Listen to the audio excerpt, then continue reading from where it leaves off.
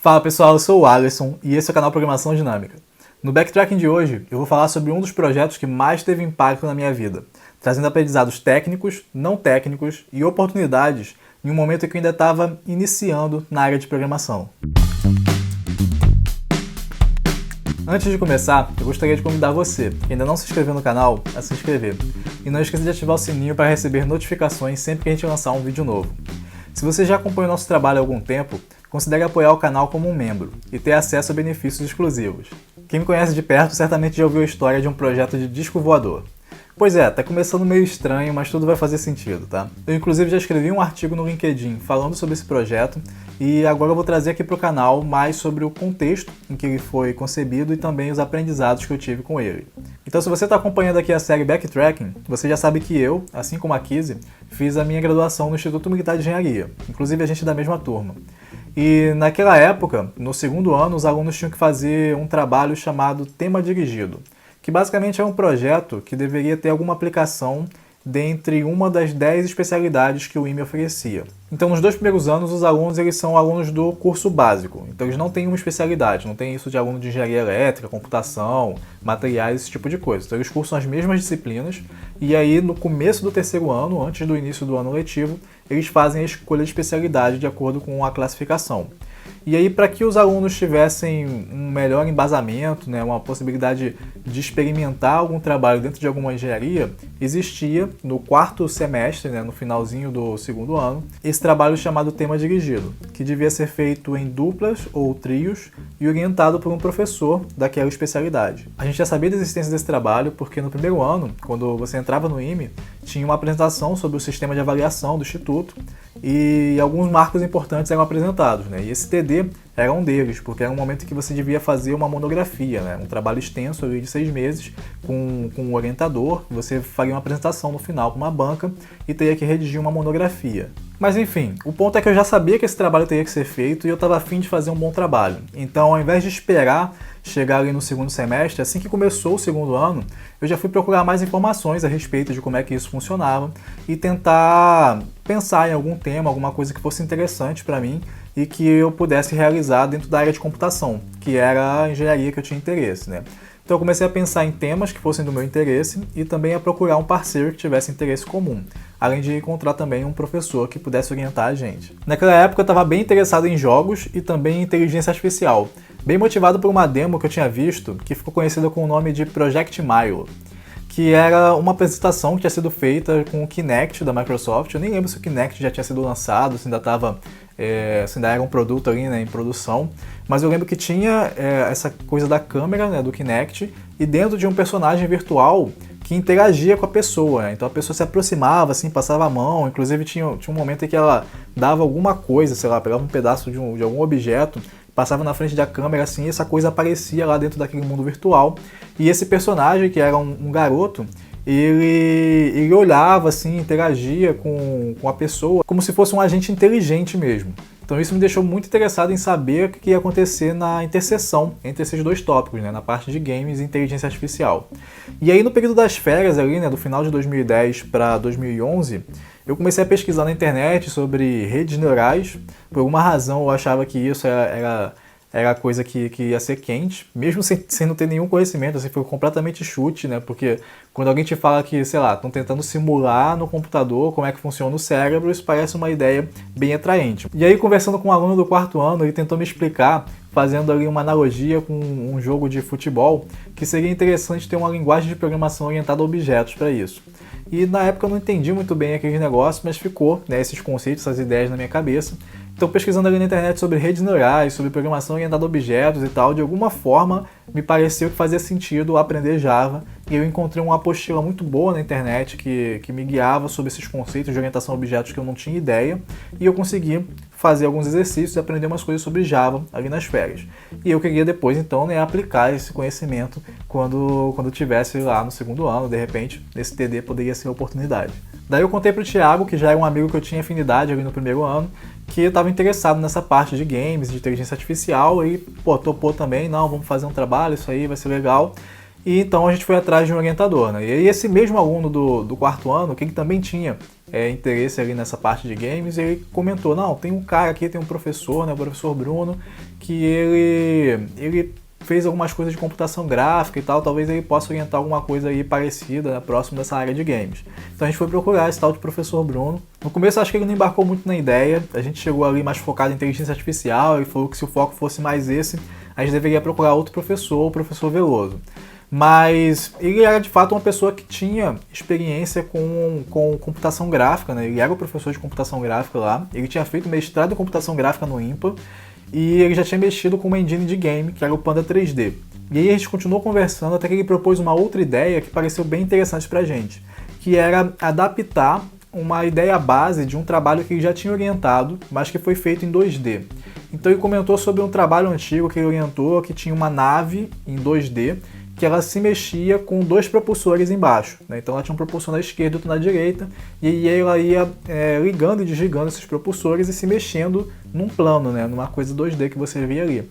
E ele perguntou se a gente estava interessado em fazer essa coisa em 3D, né? Em pensar em um disco voador com 4 propulsores embaixo, né? 4 ou 3, a gente ainda estava discutindo ali como é que ia fechar isso. E aí o desafio seria fazer esse disco se mover de maneira autônoma em um ambiente 3D, apenas ligando e desligando esses propulsores que ficam localizados na parte de baixo. No começo esse parecia ser um problema mais inocente, vamos assim dizer, mas com o passar do tempo, à medida que a gente foi realmente tentando resolver o problema, entendendo sobre toda a teoria, as coisas que tinham ali por trás, a gente viu que era um problema bem complexo. Inclusive o fato de sair do 2D para o 3D aumentava ainda mais a dificuldade daquele problema. Mas pra gente pareceu algo interessante porque a gente ia ter um agente autônomo, né? A gente ia fazer um disco voador ficar se movendo de maneira autônoma ali dentro de um cenário. Então isso pra gente parecia inteligência artificial e de fato é uma parte da inteligência artificial clássica, né? Antes da gente entender essas coisas de machine learning, deep learning como está hoje. E também tinha a parte de game, né? Em que a gente ia realmente construir esse ambiente virtual 3D, construir aquele disco voador e colocar tudo isso para rodar numa engine de game. O professor recomendou que a gente utilizasse a engine de game Panda 3D, que ele já tinha tido alguma experiência com ela e que é uma engine open source, e que a gente poderia escrever nela em C++ ou em Python. E aí é uma coisa engraçada, né, que pra gente, talvez, né, de uma forma bem ingênua, estava fazendo sentido a gente escrever em C++ porque a gente sabia C, tá? A gente não sabia C++, a gente não sabia Python, mas a gente achava que do C para o C++ seria mais fácil de migrar, e isso, assim, é um grande engano, tá? O Python é muito mais fácil para a gente aprender naquele momento. C++ é uma linguagem que tem bastante recursos, né? Isso torna um pouco difícil assim pro iniciante pegar, tá, todos aqueles detalhes. Mas aí no começo teve esse embate ali que a gente tava meio receoso ali de ter que aprender uma outra linguagem e tal, mas no final das contas isso foi muito positivo, né? Então aqui tá um dos impactos que esse projeto trouxe para minha vida, que foi me fazer aprender Python ali em 2011, quando eu estava no segundo ano, e que é uma linguagem que eu utilizei muito desde então, né, e eu utilizo até hoje. Então esse canal aqui começou com o nome Python Café, né, e mesmo hoje, programação dinâmica, a gente utiliza bastante Python aqui. E uma outra coisa bem legal foi que a gente pôde ver a aplicação prática de várias coisas que a gente estava estudando na teoria, né, nas partes de matemática e de física,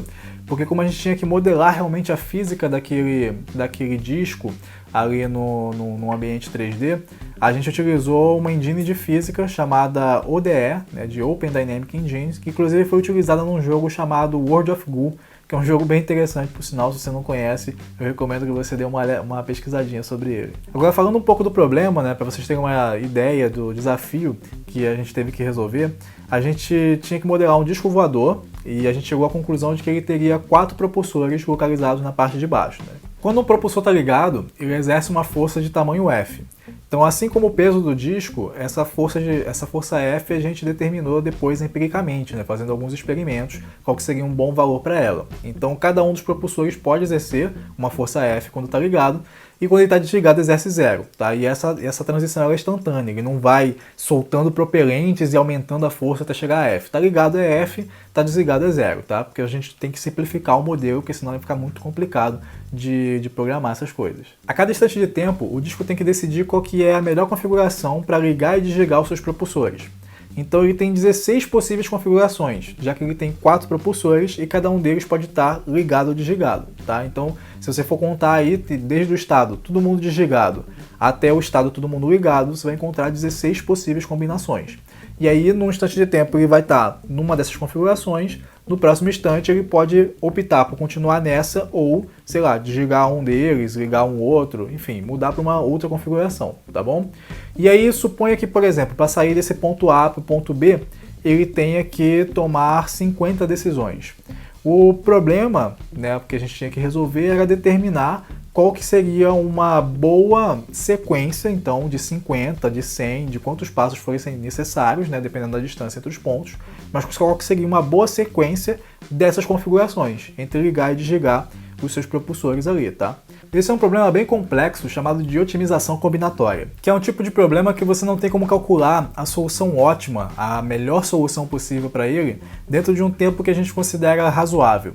Você tem que calcular alguma solução que você considera boa a partir de heurísticas, né? Você tem que pensar, bolar algumas formas, algumas estratégias de percorrer aquele problema e te dar alguma solução que resolva o problema, mas que você não tem garantia de que é a melhor solução possível. Então a gente acabou encarando esse problemão aí já no segundo ano da faculdade, mas felizmente as coisas deram certo, até porque a gente se antecipou, né? A gente começou a fazer um trabalho que deveria ser para o quarto semestre, já ali no terceiro semestre. Então a gente aproveitou ali o primeiro semestre para se ambientar com as tecnologias novas que a gente estava tendo contato, né? Então a gente começou a aprender Python e a experimentar com a Panda 3D e também com a engine ODE, né, de física, ia fazer alguns experimentos ali, botar um cubo na cena, mover esse cubo, deixar as coisas caírem.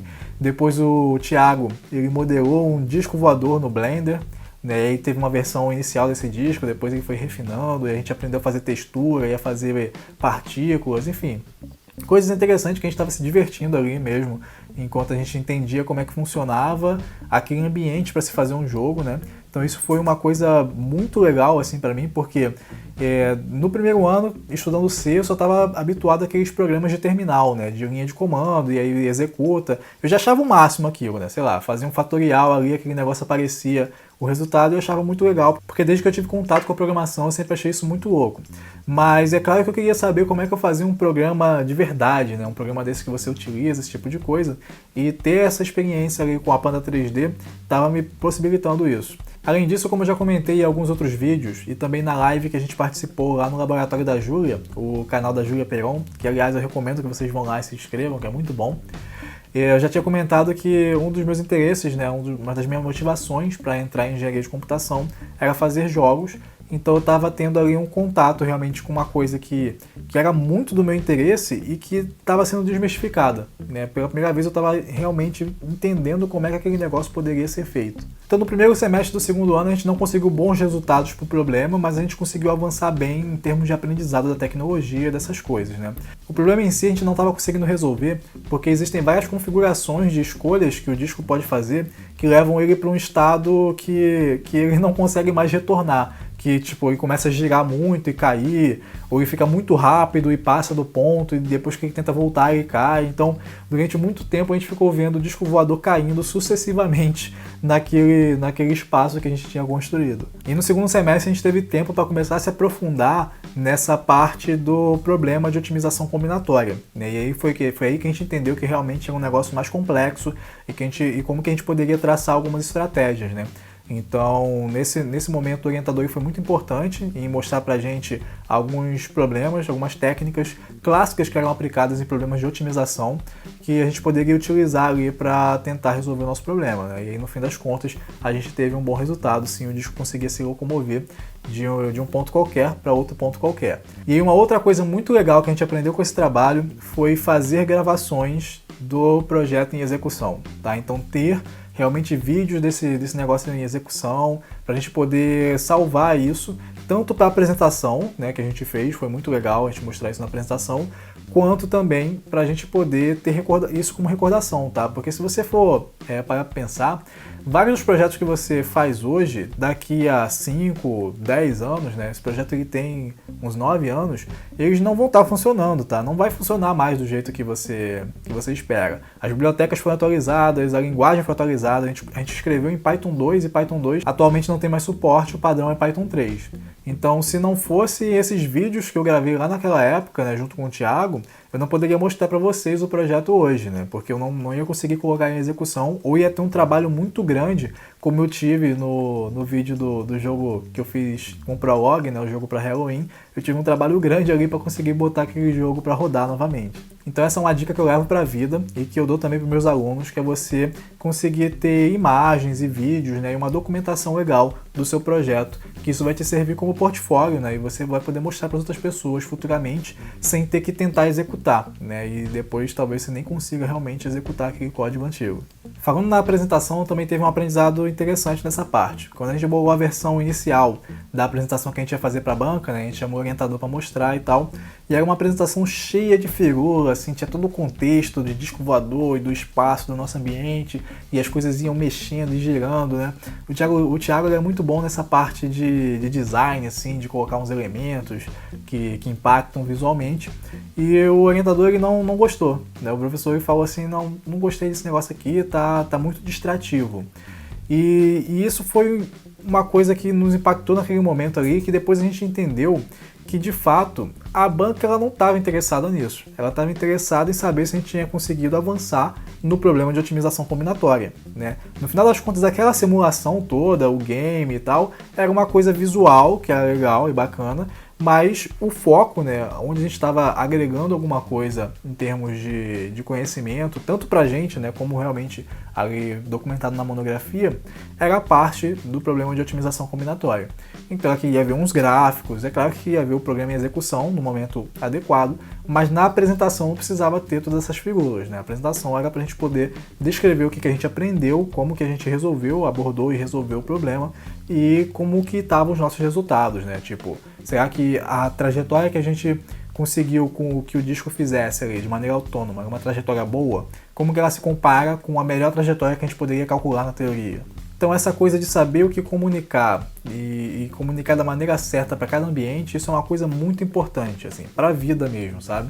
Porque você vai ser avaliado em cada ambiente segundo uma métrica diferente. E muitas vezes não adianta você tentar mostrar uma coisa que, apesar de ser muito maneira, não vai ter muito valor para aquele ambiente que você está tentando comunicar, tá? Essa coisa é tão importante que eu acho que vale um vídeo à parte só para isso. Então, em termos de aprendizados que eu tive com esse projeto, a gente já viu bastante coisa, né? O primeiro deles, eu poderia dizer que é o fato de utilizar a ferramenta correta, né, para o problema adequado. Então, beleza, eu tinha estudado C, tinha estudado Java ali nas férias, mas chegou um novo problema ali que se mostrava mais interessante ser resolvido com o Python. Então, não era para eu tentar forçar uma outra linguagem e nem ir pelo caminho que, bom, ingenuamente parecia mais fácil, que seria o C++, mas que na verdade é o mais difícil, né? Então, entender que existem ferramentas certas para as coisas certas, isso foi um bom aprendizado. Depois teve a própria linguagem Python, né? Então, aprender uma nova linguagem foi um grande aprendizado e é uma linguagem que foi muito importante na minha carreira e é importante até hoje, né? Também teve o fato de que eu entendi, né? Estava entendendo finalmente como é que eu poderia fazer um game, que era uma coisa que me motivava bastante. E, na verdade, depois que eu entendi desse universo mais, eu consegui abrir mais a minha mente para outras coisas da computação. Assim, eu passei a vislumbrar que a computação realmente é uma área muito grande, que eu poderia fazer várias outras coisas, que beleza, se eu quisesse fazer game, tinha um caminho por aqui, devia aprender determinadas coisas, mas agora eu poderia explorar outras coisas que talvez me fossem interessantes. Teve também uma parte muito legal de poder ver vários conhecimentos de matemática e de física aplicados, e também aprender coisas bem avançadas que eu viria rever bem lá na frente, sobre inteligência artificial, sobre a parte de otimização, sobre o que é computável, essas coisas, assim, foi bem legal também essa experiência. E também a parte final ali, né, relativa à apresentação, em que a gente tinha uma apresentação linda, mas que era distrativa, e a gente teve que entender que essa parte da comunicação era muito importante, e isso é uma coisa que se leva para a vida. Agora, em termos de oportunidade, foi depois desse trabalho que se iniciou a minha relação com o Instituto de Matemática Pura e Aplicada, o IMPA, que é onde eu faço doutorado hoje. Então, esse professor que nos orientou, ele tinha feito o seu mestrado lá no IMPA, e depois que a gente fez esse trabalho, né, como ele achou muito legal, gostou de trabalhar com a gente, ele perguntou se a gente queria fazer alguma coisa lá no IMPA, né, porque tinha bolsa de iniciação científica, a gente poderia fazer alguns trabalhos lá, e ele nos levou lá para uma reunião, então, com o professor Luiz Velho, que tinha sido orientador de mestrado dele. Então, no ano seguinte, em 2012, né, quando eu estava no terceiro ano do IME, eu comecei a trabalhar num projeto de iniciação científica lá no IMPA, que era para fazer pesquisa em realidade aumentada móvel. E aí tudo começou a se encaixar, né? Porque aquele Java que eu tinha estudado nas férias do ano anterior, ele começou a ter aplicação dentro do ambiente Android.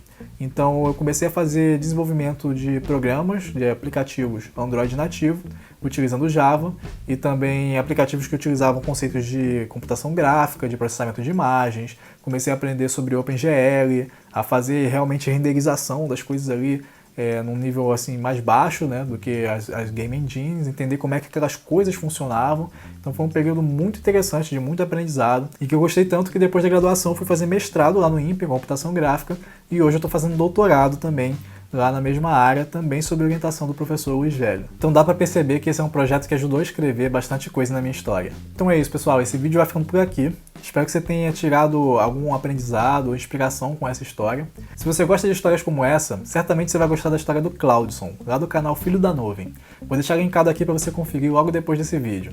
Ele tem uma história sobre um projeto que ele fez também quando ele era pouco experiente em programação e que conseguiu bastante notoriedade lá no GitHub, né? Ele deixou o projeto lá no GitHub, começou a divulgar, falar com algumas pessoas, e o projeto recebeu milhares de estrelas, milhares de pessoas querendo acompanhar, e começaram a fazer também pull request, né? Começaram a contribuir para o projeto dele de código aberto, e isso gerou várias oportunidades legais também na vida dele. Inclusive hoje ele trabalha lá no exterior, né, em Portugal, e esse projeto foi uma sementinha no processo.